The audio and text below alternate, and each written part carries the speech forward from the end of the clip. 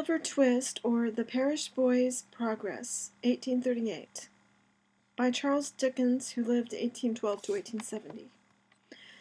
This was the second novel written by Charles Dickens. It was first published in serial form in the magazine Bentley's Miscellany from 1837 to 1839, with illustrations by George Cruikshank. It was published in book form in 1838 under the pseudonym of Boz. Media spin-offs have included a musical play, Oliver, an award-winning movie of 1968, and a Disney movie of 1988, Oliver and Company. The story is of the orphan, Oliver Twist, who is born in a workhouse and is then sold into apprenticeship with an undertaker. He escapes from there and travels to London, where he meets the Artful Dodger, a member of a gang of juvenile pickpockets led by the elderly criminal Fagin. Oliver Twist is notable for its unromantic portrayal of criminals and their sordid lives, as well as for exposing the cruel treatment of the many orphans in London in the mid-19th century. The alternate title, The Parish Boy's Progress, alludes to Bunyan's The Pilgrim's Progress, as well as the 18th century caricature series by William Hogarth, A Rake's Progress, and A Harlot's Progress. In this early example of the social novel, Dickens satirizes the hypocrisies of his time, including child labor, the recruitment of children as criminals, and the presence of street children. Orphaned by his mother's death in childbirth and his father's mysterious absence, Oliver is meagerly provided for under the terms of the poor law and spends the first 9 years of his life living at a baby farm in the care of a woman named Mrs. Mann. Oliver is brought up with little food and few comforts. Around the time of Oliver's 9th birthday, Mr. Bumble, the parish beadle, takes Oliver and puts him to work picking and weaving oakum at the main workhouse, where he remains for 6 months, toiling with very little food. One day, the desperately hungry boys decide to draw lots. The loser must ask for another portion of gruel. The task falls to Oliver, who at the next meal tremblingly comes forward, bowl in hand, and begs Mr. Bumble for gruel, with his famous request, "Please, sir, I want some more." A great uproar ensues. The board of well-fed gentlemen who administer the workhouse offer £5 to any person wishing to take on the boy as an apprentice. Mr. Gamfield, a brutal chimney-sweep, almost claims Oliver. However, when he begs despairingly not to be sent away with that dreadful man, a kindly old magistrate refuses to sign the indentures. Later, Mr. Sowerberry, an undertaker, takes Oliver into his service. He treats Oliver better, and because of the boy's sorrowful countenance, he uses him as a mourner at children's funerals. However, Mr. Sowerberry is an unhappy marriage, and his wife loses few opportunities to underfeed and mistreat the boy. He is also tormented by Noah Claypole, an oafish but bullying fellow apprentice and charity boy who is jealous of Oliver's promotion, and Charlotte, the Sowerberry's maidservant, who is in love with Noah. Noah baits Oliver by insulting the memory of Oliver's mother, calling her a regular right-down bad-un. Enraged, Oliver insults the much bigger boy. Mrs. Sowerberry takes Noah's side, helps him to subdue, punch, and beat Oliver, and later compels her husband and Mr. Bumble to beat Oliver once again. Oliver is sent to his room for the night, where he breaks down and weeps. The next day, Oliver escapes and runs away to London to seek his fortune. During his journey to London, Oliver encounters Jack Dawkins, a pickpocket known as the Artful Dodger, and his sidekick, a boy of a humorous nature, named Charlie Bates. But Oliver's innocent and trusting nature fails to see no honesty in their actions. Dodger provides Oliver with a free meal and tells him of a gentleman in London who will give him lodgings for nothing and never ask for change. Grateful for the unexpected assistance, Oliver follows Dodger to the old gentleman's residence.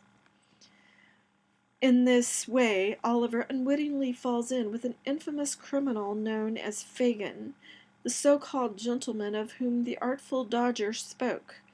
Ensnared, Oliver lives with Fagin and his gang of juvenile pickpockets in their lair at Saffron Hill for some time, unaware of their criminal occupations.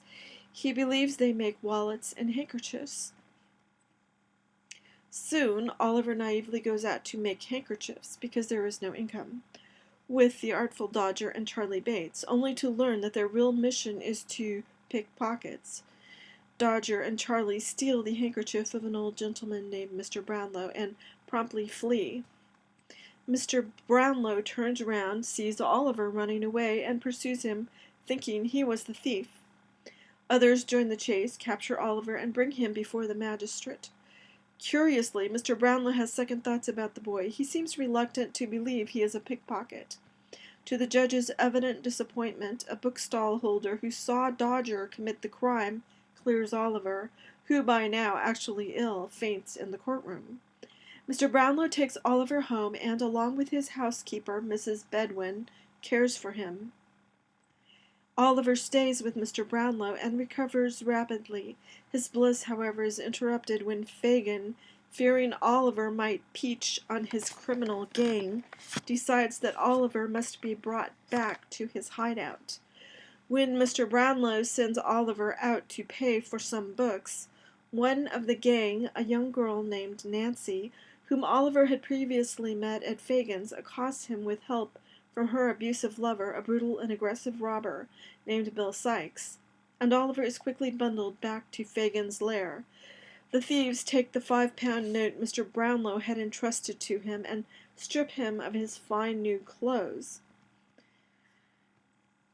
Oliver, shocked, flees and attempts to call for police assistance, but is dragged back by the Artful Dodger, Charlie, and Fagin. Nancy, however, is sympathetic towards Oliver and saves him from beatings by Fagin and Sykes. In a renewed attempt to draw Oliver into a life of crime, Fagin forces him to participate in a burglary. Nancy reluctantly assists in recruiting him, all the while assuring that she will help if she can. Sykes, after threatening to kill him if he does not cooperate, sends Oliver through a small window and orders him to unlock the front door. The robbery goes wrong, however, and Oliver is shot and wounded in his left arm.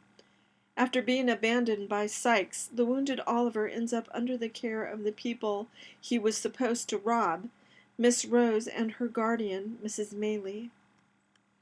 A mysterious man named Monks is plotting with Fagin to destroy Oliver's reputation. Monks is apparently related to Oliver in some way, although this is not known until later. Meanwhile, back in Oliver's hometown, Mr. Bumble has married Mrs. Corney, the wealthy matron of the workhouse, only to find himself constantly arguing with his domineering wife. After one such argument, Mr. Bumble walks over to a pub where he meets Monks, who questions him about Oliver. Later, Monks meets secretly with the Bumbles, and after Mrs. Bumble has told Monks all she knows, the three arrange to hide evidence of Oliver's past. Monk relates this to Fagin, unaware that Nancy has eavesdropped on their conversation and informed Oliver's benefactors. Now ashamed of her role in Oliver's kidnapping, Nancy goes to Rose Maylie and Mr. Brownlow to warn that Monks and Fagin are plotting against the boy. One night, Sykes prevents one of Nancy's meetings, and Fagin resolves to find out her secret. Meanwhile, Noah has fallen out with the undertaker, Mr. Sowerberry, stolen money from him, and fled to London with Charlotte. Using the name Morris Bolter, he joins Fagin's gang and becomes a practicer of the Kinchin lay, robbing of children. During this time, the Artful Dodger, convicted of taking a stolen silver snuff box, is exiled to Australia. Later, Noah is sent by Fagin to dodge or spy on Nancy, and reports her secret meetings with Rose and Mr. Brownlow. Believing Nancy to be a traitor, Sykes beats her to death in a fit of rage and flees to the countryside to escape from the police. There, Sykes is haunted by visions of Nancy's ghost, and returns to London only to die by accidentally hanging himself while attempting to flee across a rooftop from an angry mob. Monks is forced by Mr. Brownlow to divulge his secrets. His real name is Edward Leaford, and he is Oliver's paternal half-brother, and although he is legitimate, he was born of a loveless marriage. Oliver's mother, Agnes, became their father's true love after Monks witnessed his parents' divorce. Mr. Brownlow has a picture of Agnes, and began making inquiries when he noticed a marked resemblance between her and Oliver. Monks has spent many years searching for his father's child, not to befriend him, but to destroy him. Brownlow asks Oliver to give half his inheritance, which proves to be meager, to Monks, because he wants to give him a second chance, and Oliver, being prone to giving second chances, is more than happy to comply. Monks later moves to America, where he squanders his money, reverts to crime, and ultimately dies in prison. Fagin is arrested and condemned to the gallows.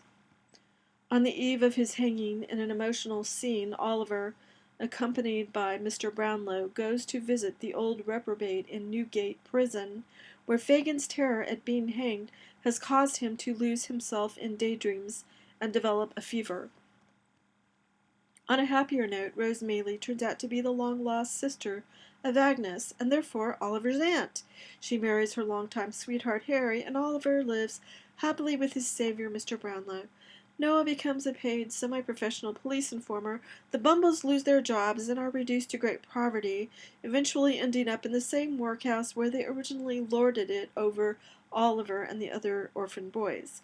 Charlie Bates, horrified by Sykes' murder of Nancy, becomes an honest citizen, moves to the country, and works his way up to prosperity.